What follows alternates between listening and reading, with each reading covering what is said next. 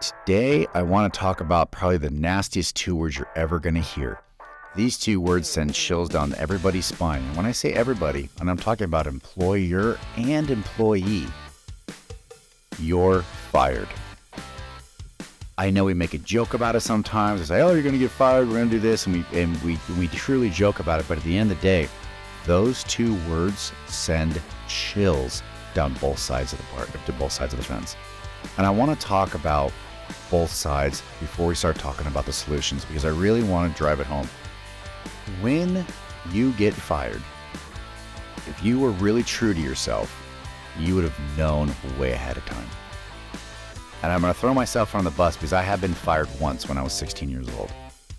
And I'm going to tell you exactly what happened, went through my mind, what I did as a little punk teenager, not knowing, my ass from a hole in the ground, and then where I'm at today and what I could see in looking hindsight 2020.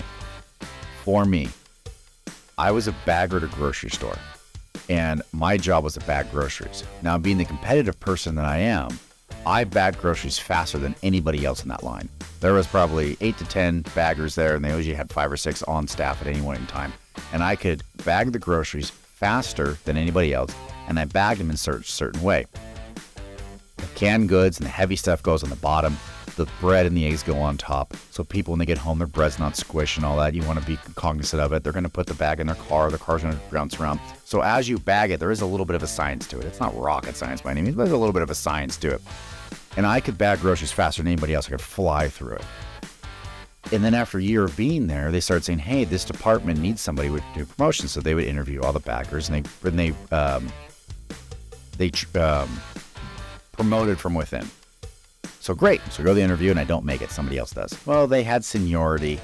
And I will tell you this, there's seniority, good seniority and bad seniority. In my mind, good seniority is you've been around longer, you've learned more.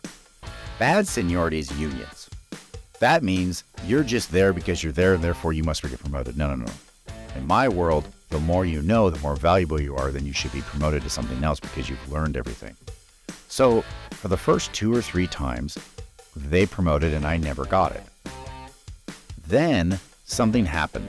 This is the path to evil. The road to hell is paved with good intentions. Now, the road to hell sometimes is paved with bad intentions, and that was me. 16-year-old kid. I got passed up 2 or 3 times for an interview, and so I said, you know what? I'm not going to work as hard. I'm going to do just the minimum, just like everybody else. I'm going to walk back and forth from booth to booth, and I'm just going to do the minimums. And I did that, and no one said a word. Then I started showing up 2 or 3 minutes late, and nobody said a word. And I got away with it, so that was the new norm.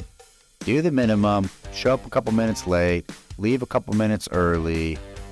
And what I was doing, which I didn't know at the time as I was too young and dumb, was I was stealing from the company.